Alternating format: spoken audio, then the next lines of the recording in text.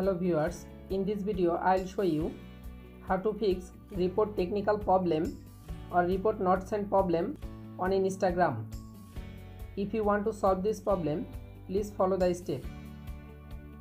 Step 1. Open your phone setting. Scroll down. Tap on Wi-Fi. Check your internet connection. Make sure your Wi-Fi or mobile data is stable. Step 2. Again open your phone setting. Tap on apps. Tap on manage apps. Search Instagram application. Tap on Instagram. Again tap on storage. Tap on clear cache data. It helps to fix report technical problem or report not sent problem. Step 3.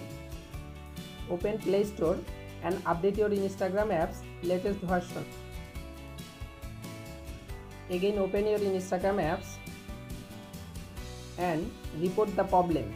You can follow all of the steps to fix report technical problem or report not sent problem. If this video is helpful for you, please subscribe our channel and like this video.